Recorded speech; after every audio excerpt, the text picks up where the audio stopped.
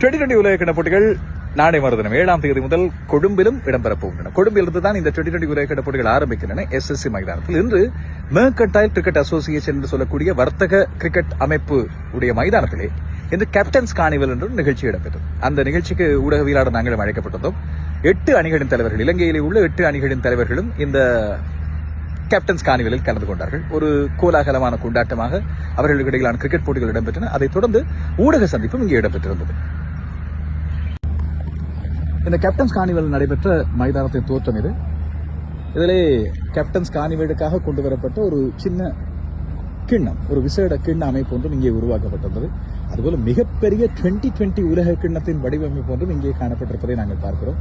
இந்த நாளில் அணித்தலைவர்கள் தாசும் சானக்க, சிக்கந்தர் ராசா, Michel Marsh, அதுபோல ஒமான் அணியின் தலைவர், ஐக்கிய அரபு அமீரகத்தின் அணியின் தலைவர், அயர்லாந்து அணியின் தலைவர், நெதர்லாந்து அணியின் தலைவர் என்று பல பேர் இதிலே கலந்து கொண்டிருந்தார்கள். இவர்கள் கலந்து கொண்ட அந்த மாநாட்டிலே பல்வேறு விடயங்கள் பகிரப்பட்டன. தங்களது அணிகளின் தயார்படுத்தல்கள் மற்றும் இதர விடயங்கள் அத்தனையும் பகிரப்பட்டன.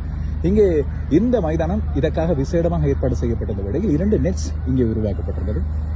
நம்ம ஆஞ்சலோ மேத்யூஸ் நடுவராக இருக்க அணி தலைவர்களுக்கு இடையிலான போட்டி வந்து சுவாரஸ்யமாக இடம்பெறும்.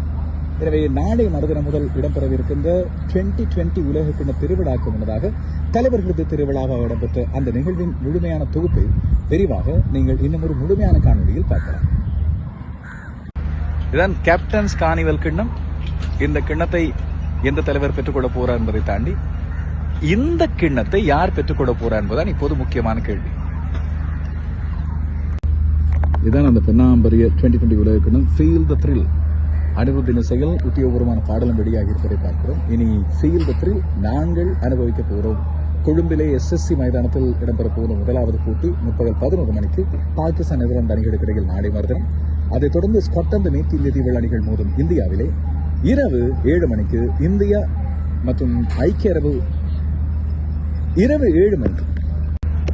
7 மணிக்கு வான்கடே மைதானத்தில் இந்தியாவும் ஐக்கிய அமெரிக்காவும் மோதுகின்ற போட்டி முதல் நாளின் 3வது போட்டியாக இருக்கும். இலங்கையின் முதலாவது போட்டி அடுத்த நாள் 8ஆம் தேதி ஞாயிற்றுக்கிழமை கொழும்பு பிரேமதாச மைதானத்திலே அயர்லாந்து அணிக்கு எதிராக இடம்பெற போகிறது இரவு 7 மணிக்கு.